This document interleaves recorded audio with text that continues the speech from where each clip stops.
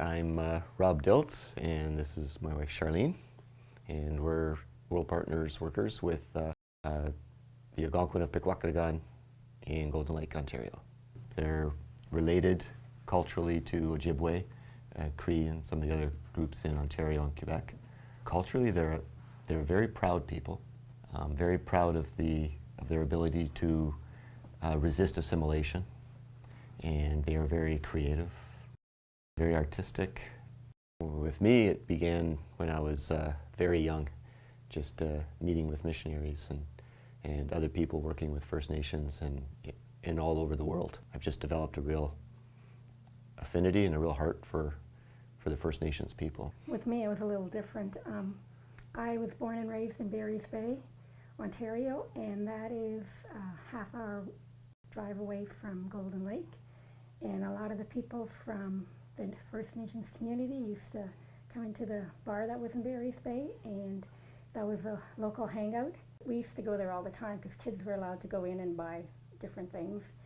And I would see people sitting there, and I used to think to myself, one day I'm going to work with you guys. And then it was basically gone from my mind until we went to Mexico on a missions trip, and then it was like, oh, okay, First Nations people. One of the things we did do was purchase our home. We made a conscious decision that we're going to be a part of the community, and we're going to show that we're a part of the community. Some of our connections with some of the more traditional people have been exciting in that they're people that are open to us, in that they want to share where they come from and share their culture and share their language, and so some of those connections have been encouraging.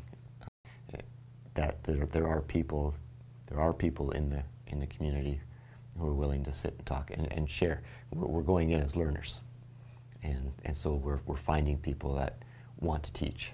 Well, I got a job at the local school doing lunch monitoring, and it really is a huge benefit because I'm starting to get to know the kids at the school.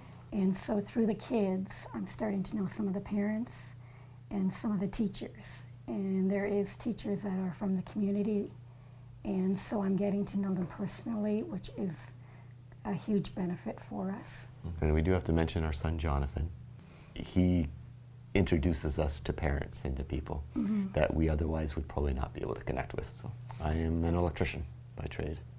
So there's already been a couple of instances in the community that they've asked, when you get your ticket, let us know, and we've got some work for you. So that will be a way of opening up and being able to give back to the community in a very practical way.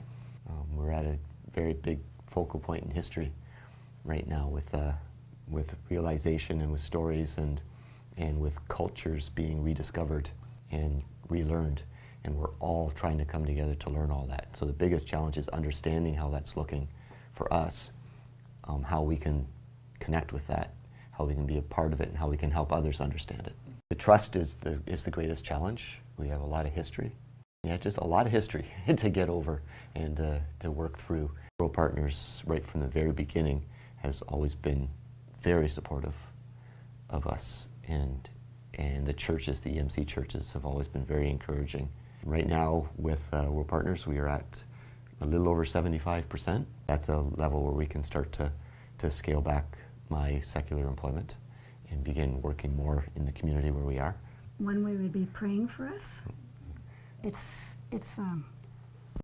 Prayer is so important, and through prayer we know things happen. One of the things that we are looking at is having churches come alongside to be praying for particular communities through finances. Is a big way of freeing us up to be able to do ministry. Providing staff for the camp ministries, Smoky Trail camps at Camp Mishawa is the one, and the day camp, and visiting. Our door is always open. Anybody who wants to come out and see more of what's going on and learn a little bit more. We're not in this alone.